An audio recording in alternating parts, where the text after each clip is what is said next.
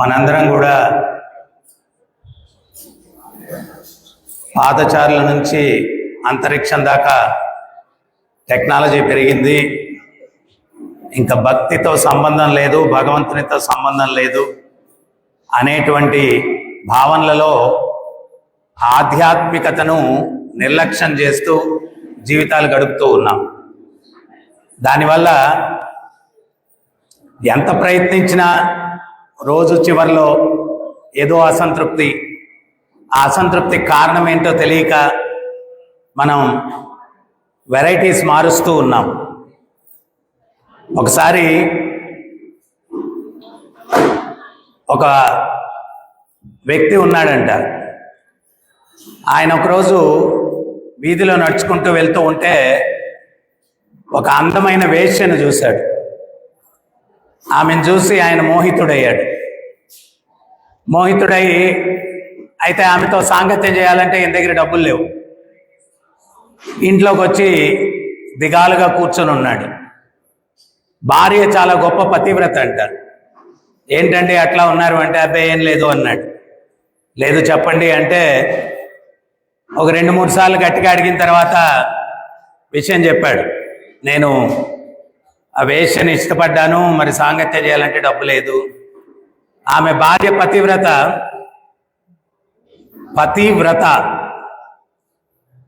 పతిని సంతృప్తి పరిచేటువంటి వ్రతాన్ని స్వీకరించిన ఆమె. దీన్ని మనం ఇప్పుడు వేరే రకంగా కూడా అర్థం చేసుకుంటాం. ఆమె పాతివ్రత్యం చేయాలి కాబట్టి నేను ఆమెను డామినేట్ చేయాలా? ధర్మపత్ని అంటే భాగవతం ఏం చెప్తుంది అంటే, ఆమె ధర్మంగానే ఉండడం కాదు, భర్తను కూడా ధర్మంగా ఉండేటట్టుగా రక్షించేటువంటిది ధర్మపత్ని అని చెప్పారు. మనకేంటి అంటే, పూర్వానికి బంగారు గుడ్డు పెట్టే బాతు ఉండిందంట ఒక ఆయన దగ్గర. కొన్ని రోజులకి ఆయనకి ఒక అతి తెలివితేటలు వచ్చాయి. నోటి భాగం ఖర్చు అవుతుంది, వెనకాల భాగం ఆదాయంగా ఉంది, ఖర్చు అయ్యే భాగం మనకు దేనికని చెప్పి ఎక్కువ వస్తాడంట. గుడ్డు కోసం వెయిట్ చేస్తా ఉన్నాడు. బాగా వచ్చేసింది గుడ్డు. వచ్చిందా? ఏం శేషయ్య గారు, మీ ఊర్లో ఏమన్నా? ఎక్కడ రాదు కదా. మరి ఆయనకి ఎవరిచ్చారో తెలియతేటలు పాపం. అంటే మనలాగా మనకిష్టమైనవి తీసుకుంటాం, ఇష్టం లేనివి మనకు కష్టంగా ఉండి వదిలేస్తాం. కానీ కష్టం ఇష్టం రెండు కలిపి తీసుకున్నప్పుడే నువ్వు సుఖంగా ఉండేదానికి అవకాశం ఉంటుందన్నమాట. రామచంద్రుల వారు సాక్షాత్తు భగవంతుడు కదా, మర్యాదా పురుషోత్తముడిగా వచ్చాడా? అటువంటి మర్యాదా పురుషోత్తముడు కూడా సీతమ్మ తల్లి సూచనలు ఇస్తే తీసుకున్నాడంట. రామాయణంలో ఆయన కోదండం పట్టుకొని తిరుగుతూ ఉన్నాడంట. సీతమ్మ చెప్పిందంట, స్వామి, క్షత్రియుడు అంటే 3 విషయాలు ఉంటాయి. ఒకటేంటి అంటే రాజకీయం కదా, అబద్ధాలు చెప్పాలా. తర్వాత భోగలాలిసులు అయి ఉంటారు, పరస్త్రీ సాంగత్యము, ఇవన్నీ కూడా ఉంటాయి. ఇంకోటి ఏంటి అంటే హింసా ప్రవృత్తి ఉంటుంది. నాకు 2 విషయాల్లో మీ మీద సందేహం ఏం లేదు. నోటి నుంచి అసత్యం వచించరు మీరు. తర్వాత పరస్త్రీని కన్నెత్తి కూడా చూడరు. ఈ రెండిట్లో సందేహం ఏం లేదు. కానీ మీరు ఆయుధం పట్టుకొని ఎప్పుడు తిరుగుతూ ఉన్నారు, అవసరమైనప్పుడు మీరు తీసుకోవచ్చు కదా ఆయుధము అని చెప్పి ఆమె ఒక ఉదాహరణ కూడా ఇస్తుంది సీతమ్మ. ఏమని ఉదాహరణ ఇస్తుంది అంటే, ఒకసారి ఒక సాధు తపస్సు చేస్తూ ఉన్నాడంట. తపస్సు చేస్తూ ఉంటే ఇంద్రుడికి భయం వేసిందంట. ఎవరు తపస్సు చేసినా కానీ తీవ్రంగా ఇంద్రుడికి భయం వేస్తుంది. ఎందువల్ల అంటే తన సీట్కి ఎవరైనా పోటీ పడతా ఉన్నారేమోనని చెప్పి. ఈ సీట్ అనేది చాలా భయంకరమైనటువంటి వ్యామోహం. అది పూర్వానికి ఎవరో ఒక పిల్లవాడికి యాక్సిడెంట్ అయిందంట. యాక్సిడెంట్ అయితే హాస్పిటల్కి తీసుకెళ్లారు, రక్తం బాగా పోయిందని చెప్పి రక్తం ఎక్కిచ్చారంట. వాడికి ఇంటికి తీసుకొచ్చిన తర్వాత నయమైంది. అయితే వాడికి ఒక కొత్త రోగం వచ్చింది. ఏంటంటే వాడు కుర్చీ దిగట్లేదంట. కుర్చీ మీదే కూర్చుంటున్నాడంట. నిద్రపోయేది కుర్చీ మీదే, తినేది కుర్చీ మీదే, చదువుకునేది కుర్చీ మీదే, కుర్చీ దిగట్లేదంట.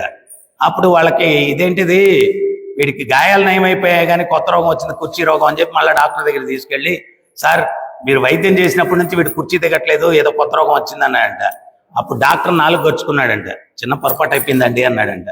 మొన్న గాంధీ జయంతికి రక్తదాన శిబిరం పెట్టారు, దాంట్లో ఒక పొలిటీషియన్ రక్తం ఇచ్చాడు, ఆ రక్తం మీ పిల్లోడికి ఎక్కించాం, అందుకని వాడు సీటు దిగట్లేదని చెప్పి. సో ఈ సీటు అనేటువంటిది చాలా వ్యామోహం అన్నమాట. సో ఇంద్రుడు ఎవరు తపస్సు చేసినా కానీ భయపడిపోతాడు. ఒక్కోసారి స్త్రీలను పంపిస్తాడు, ఒక్కోసారి స్వయంగా ఆయనే వస్తాడు కలత పెట్టడానికి.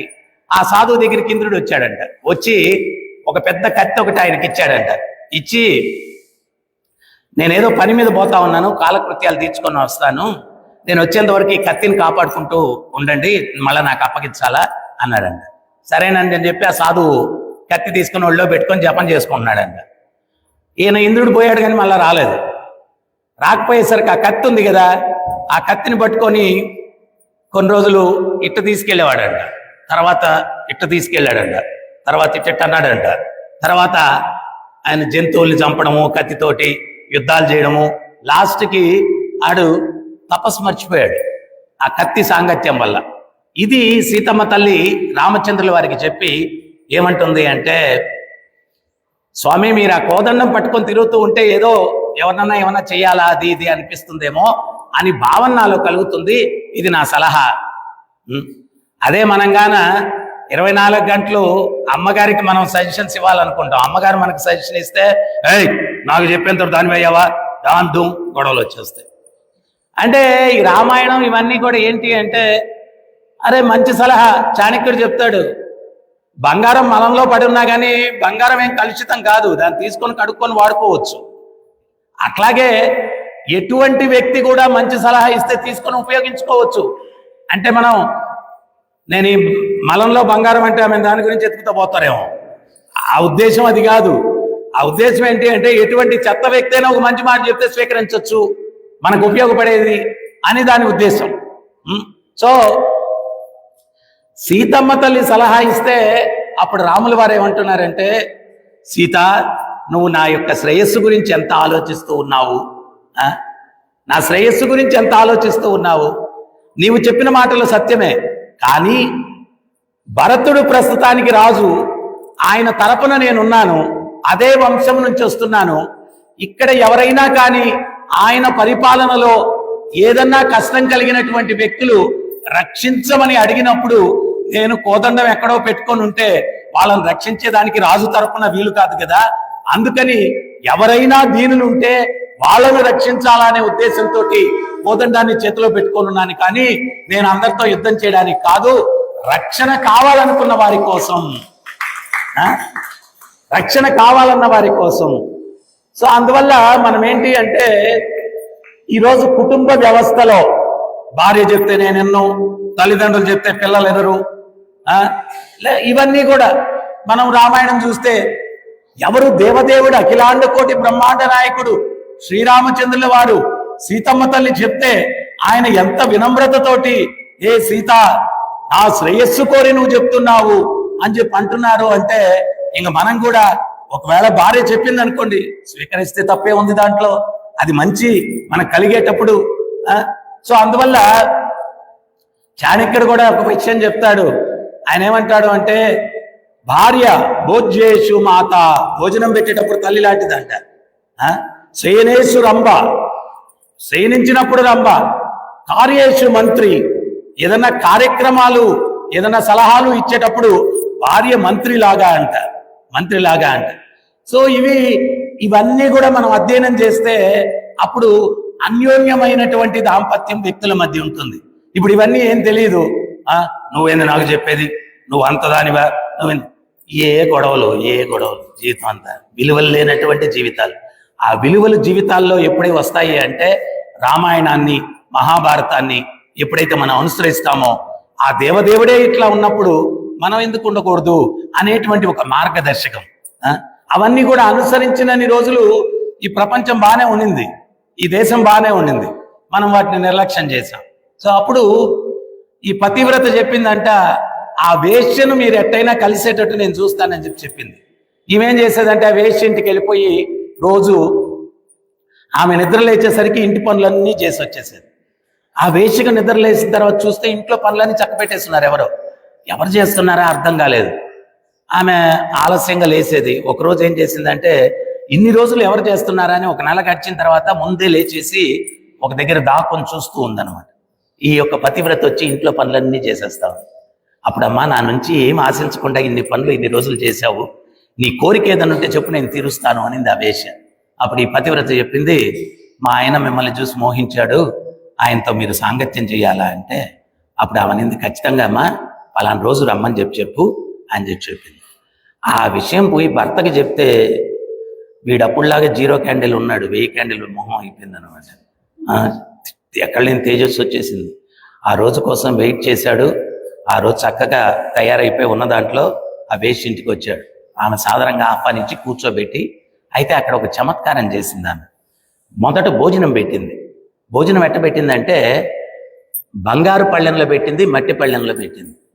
మీరు దేంట్లో భోజనం చేస్తారు అనింది. పదార్థాలన్నీ ఒకటే, దీంట్లో అన్నం పెట్టింది, దాంట్లో అన్నం, పప్పు, కూర అన్నీ ఒకటే, అయితే పాత్రలు వేరుగా ఉన్నాయి. అప్పుడు ఆయన అన్నాడు, పాత్ర ఏదైతే ఏముందండి, పదార్థాలన్నీ ఒకటే కదా అన్నాడు. అప్పుడు మళ్ళా ఇంకోసారి ఆలోచించండి, బంగారు పాత్రలో తింటారా, మట్టి పాత్రలో తింటారా అని మళ్ళా అదే అన్నాడు. మూడోసారి అడిగితే కూడా అదే అన్నాడు. అప్పుడు ఆమె ఏమనిందంటే, వేశ్య, లేరా అని. ఇంత మర్యాద ఇచ్చింది, ఇప్పుడు దాకా ఉన్నట్టున్నది, లేరా అనింది ఏంటంటే అక్కడ లేచి నిలబడ్డాడు. అప్పుడు ఏమనిందంటే ఆ వేశ్య, బంగారు పాత్ర అయితే ఏంటి, మట్టి పాత్ర అయితే ఏంటి అన్నారు కదా, నేనైనా ఒకటే, మీ భార్య అయినా ఒకటే, అయినా ఆమె పతివ్రత, నేను నీచురాల్ని, నా దగ్గరికి వచ్చావు, ఆమె నేలుకోపోవాలి, ఆమె నేలుకోపోవాలి. సో అంటే దీని సారాంశం ఆచార్యులు ఏం చెప్తున్నారు అంటే, మనము దేని వల్ల అసంతృప్తి చెందుతూ ఉన్నామో అనేది అర్థం కాక వెరైటీలు మారుస్తూ ఉన్నాం. కానీ వెరైటీలు మార్చినంత మాత్రం నువ్వు సంతృప్తి చెందవు. కారణం ఏంటి అంటే, అసలు అనుభవించే వ్యక్తి ఎవరో తెలుసుకోవాలా, ఆ అనుభవించే వ్యక్తికి ఏం కావాలా అనేటువంటిది ఇవ్వాలా. మనం ఒక వాహనంలో వెళ్తుంటే స్వామి ప్రభుపాదులు వారు చాలా సరళంగా ఉదాహరణ ఇస్తారు. మనం వాహనంలో వెళ్తూ ఉంటే పెట్రోల్ పట్టించాం, పెట్రోల్ బంక్ తీసుకెళ్ళి డ్రైవర్కి భోజనం పెట్టలేదు, ఏమవుద్ది? డ్రైవర్ బాగా నడిపించగలరా? డ్రైవర్కి భోజనం పెట్టాలి కదా. ఈ శరీరం అనేది వాహనం, ఆత్మ నడిపించేవాడు.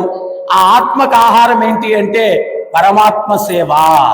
ఆ పరమాత్మ సేవ అనే ఆహారం ఇవ్వడం దాని వల్ల ప్రాపంచికంగా ఎన్ని చేసినా ఏదో అసంతృప్తి. ఆ అసంతృప్తి కారణం ఏంటో తెలియక వెరైటీస్ మారుస్తున్నాము. తర్వాత ఆధ్యాత్మిక చింతన ఏంటి అంటే మనిషికి మార్గదర్శకం ఇస్తుంది. ఇది సపరేట్ కాదు. మనిషికి స్వామి ప్రభుపాదులు వారు చెప్తారు, రైల్వే పట్టా అంటే 2 ఉంటాయి పట్టాలు, ఒకటి ఉంటే నడవదు రైలు. అదే రకంగా మన జీవితం కూడా సాఫీగా నడవాలంటే భౌతిక జీవితం, ఆధ్యాత్మిక జీవితం 2 ఉన్నప్పుడే సాఫీగా నడుస్తుంది.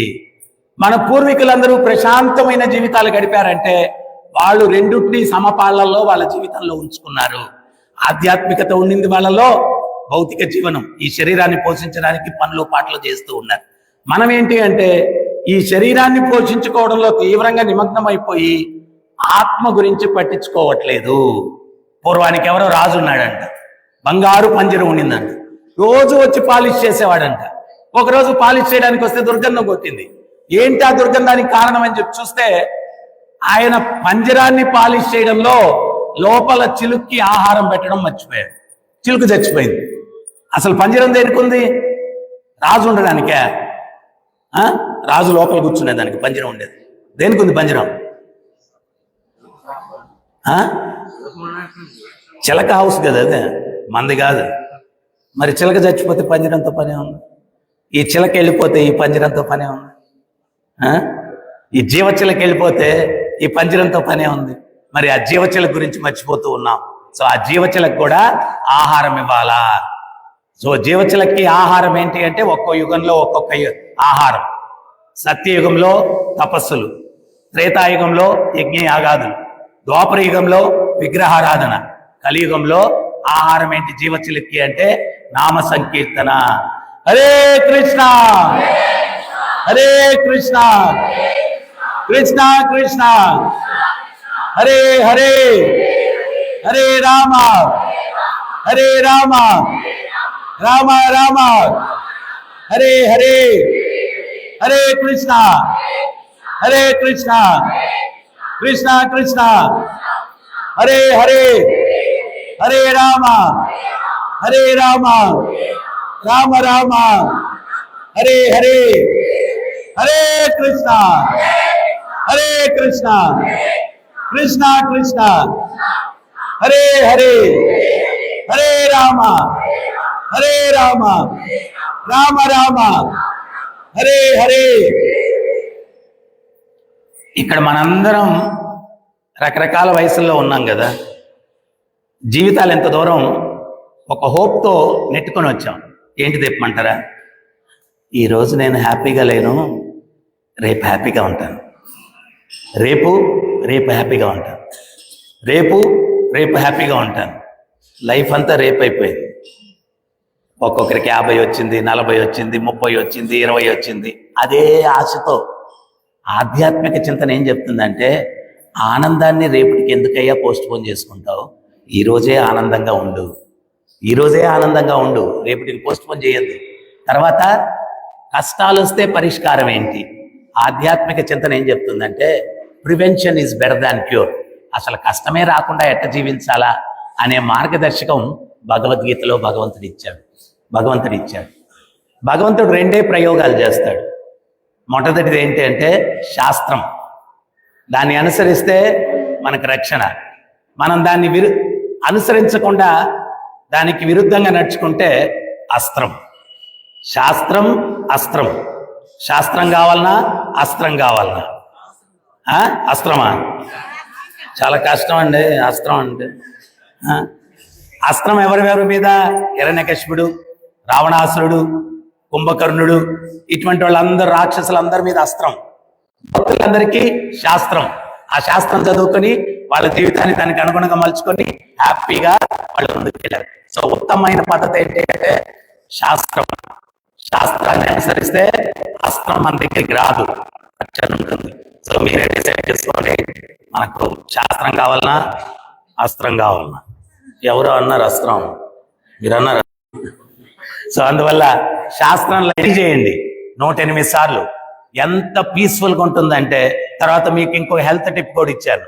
వరల్డ్ హెల్త్ ఆర్గనైజేషన్ డిక్లేర్ చేసింది, రోజుకు 70 సార్లు చప్పట్లు కొడితే రోజు హార్ట్ డిసీజెస్ రావు అని చెప్పి. మన పూర్వీకులు అదే చేసేవాళ్ళు. సాయంత్రం అయితే భజన చేసుకొని చప్పట్లు కొట్టేవాళ్ళు. వాళ్ళు బాగా చప్పట్లు కొట్టారు కాబట్టి గుండె బాగా కొట్టుకునింది. మనం చప్పట్లు కొట్టడం ఆపేసాం, గుండె కొట్టుకోవడం ఆగిపోతుంది. సో అందుకని హార్ట్ డిసీజెస్ రాకుండా ఉండాలంటే మీ పూజా గది ముందు కూర్చొని ఇంట్లో రోజు ఒక్కసారి మంత్రం నేర్చుకోండి. హరే కృష్ణ కృష్ణ కృష్ణ హరే హరే, హరే రామ రామ రామ హరే హరే.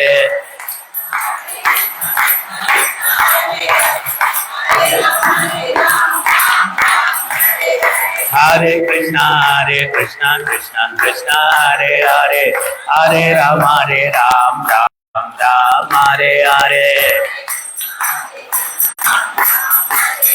హరే కృష్ణ కృష్ణ కృష్ణ హరే హరే, హరే రామ రామ రామ హరే హరే.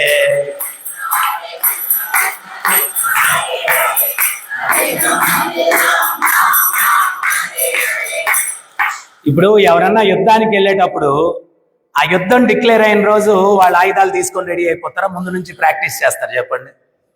ముందు నుంచి వాడు ఒక సంవత్సరం రోజులు అసలు పరిగెత్తలేదు, ఒక సంవత్సరం రోజులు ఎక్సర్సైజులు చేయలేదు, యుద్ధం వచ్చేసింది, అప్పుడు గన్ పెట్టుకొని వెళ్ళాలంటే కాళ్ళు సాగుతాయా?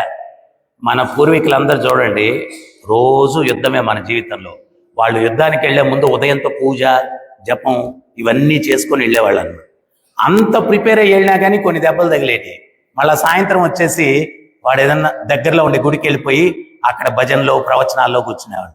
ఎందువల్ల అంటే మనం వ్యక్తులతో డీల్ చేయాలంటే రకరకాల ప్రెషర్, వ్యాపారాల్లో ప్రెషర్ అన్నమాట. ఆ ప్రెషర్ దించుకోవాలి కదా. మీరు ఎప్పుడన్నా చూడండి, ప్రవచనంలో పాల్గొన్నప్పుడు, భగవంతుడి కార్యక్రమాల్లో పాల్గొన్నప్పుడు మీ బాధలు ఇవన్నీ ఏమైనా గుర్తొస్తాయి? ఇప్పుడు చెప్పండి. ఇప్పుడు అభిషేకంలో పాల్గొన్నారు వెంకటేశ్వర స్వామి, కొండ మీద కూడా అంత అవకాశం లభించదు. అన్ని నిమిషాలు ఇప్పుడు ప్రవచనం విన్నారు ప్రశాంతంగా. నాకు కొన్ని వేల మంది భక్తులు చెప్పుకుంటారు ఏమని అంటే, గురుగారు గుళ్ళో ఉన్నంతసేపు ప్రశాంతంగా ఉంటుంది, ఆ గేట్ దాటి బయటకు వెళ్ళిపోతే మళ్ళీ అన్ని టెన్షన్లు గుర్తొచ్చేస్తాయి అని చెప్పి అంటారు.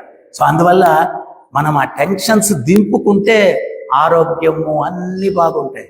మనసు కలత చెందకుండా ఉందనుకోండి, సరైన సమయంలో సరైన నిర్ణయం తీసుకొని ముందుకెళ్తాం. కలత చెందుంటే ఒక బాధ నుంచి తప్పించుకునేదానికి ఇంకొక 4 బాధలు కొని తెచ్చుకుంటాం, ఆలోచన సరిగ్గా చేయలేక, నిర్ణయం సరిగ్గా తీసుకోలేక. సో ప్రశాంతమైన మనసు ఉంటే సరైన సమయంలో సరైన నిర్ణయాలు తీసుకొని జీవితం సాఫీగా ముందుకెళ్ళేదానికి అవకాశం ఉంది. సో అన్ని రకాలుగా ఆలోచిస్తే, ఆధ్యాత్మికతను నో చెప్తే మన జీవితం చాలా దుర్భరంగా ఉంటుంది. ఆధ్యాత్మికతను మన జీవితంలోకి తీసుకున్నప్పుడే ఇక్కడన్నా భగవంతుడి దగ్గరికి వెళ్ళినా ఇహములో పరములో శాంతియుత జీవితం అన్నమాట. సో అందుకని మీరందరూ కూడా ఆధ్యాత్మిక జీవితం సపరేటు, భౌతిక జీవితం సపరేట్ అనుకోకుండా ఆ రెండు కలుపుకున్నప్పుడే ఈ జీవితం సాఫీగా ఉంటుందని అర్థం చేసుకొని భగవద్గీతను అనుసరించి హరే కృష్ణ మంత్రాన్ని జపిస్తూ సత్సంగంలో పాల్గొంటూ మీ ఉద్యోగమో వ్యాపారమో ధర్మంగా చేసుకుంటూ చెడు వ్యసనాలు ఇటువంటి వాటికి దూరంగా ఉంటూ ఉన్నంత వరకు హ్యాపీగా ఉండి జీవితాంతంలో మళ్ళా ఈ కుళ్ళు ప్రపంచానికి రాకుండా భగవంతుణ్ణి చేరుకునేదానికి ఈ విలువైన మనుష్య జీవితాన్ని వినియోగించడానికి ప్రయత్నించండి. హరే కృష్ణ హరే కృష్ణ కృష్ణ కృష్ణ హరే హరే హరే రామ రామ రామ హరే హరే. లాస్ట్ గా ఒక విషయం చెప్తాను. చైతన్య మహాప్రభు చెప్పారు, శరీరం అపరిశుభ్రంగా ఉంటే స్నానం చేస్తాం, హృదయం అపరిశుభ్రంగా ఉంటే నామం చేయాలి. నామం శుద్ధి కోసం, అంతేగాని కృత్రిమంగా కాదు. పూర్వానికి ఎవడో చలికాలం ఋషికేశ్లో స్నానం చేయడానికి వెళ్ళాడంట. చల్లగున్నాయి, ఇక్కడే చల్లగుంటాయి చలికాలంలో, అక్కడ ఐస్ గరిక వస్తుంటుంది. వాడు చేయి పెట్టాడు గంగలో, నీలుకుపోయే ఏళ్ళు. వాడు ఏం చేయాలో అర్థం కాక ఒంటి మీద టవల్ తీసి నీళ్ళలో వేసేసి పిండేసి టవల్ స్నానం నేను స్నానం, టవల్ స్నానం నేను స్నానం 3 సార్లు అనుకొని వస్తున్నాడంట. వాడు ఎదురుగా ఒకటి వెళ్ళాడంట, ఎరా చలికి స్నానం చేసావు అన్నాడంట. ఏడు చేస్తాం, చస్తాంరా చల్లకున్నాయి నీళ్ళు. మరి ఏం చేసావు అన్నాడంట. టవల్ నీళ్ళలో వేసి పిండేసి టవల్ స్నానం నేను స్నానం అనుకుని వస్తున్నా అన్నాడు. వాడేం చేశాడు, వీడి మీద చేయి పెట్టి నువ్వు స్నానం నేను స్నానం, నువ్వు స్నానం నేను స్నానం అన్నాడు. ఇటువంటి స్నానం వల్ల శుద్ధి జరుగుద్దా? సో అందువల్ల నామం చేసినప్పుడే ఈ హృదయంలో పరివర్తన, శుద్ధి జరుగుతుంది. తేనె సీసా బయట ఎంత నాకినా నాలుగు కరిగిపోద్ది కానీ రుచి తెలియదు. ఆ తేనె చేతిలోకి వేసుకొని నాలుగు మీద వేసుకున్నప్పుడే రుచి. నామం చేసినప్పుడే దాని రుచి తెలుస్తుంది, మాధుర్యాన్ని అనుభవిస్తారు మీరు. సో అందువల్ల ప్రతినిత్యం నామం చేసి మీ జన్మను ధన్యం చేసుకునేదానికి ప్రయత్నించండి. హరే కృష్ణ. మీ అందరికీ ఆంగ్ల నూతన సంవత్సర శుభాకాంక్షలు. హరే కృష్ణ.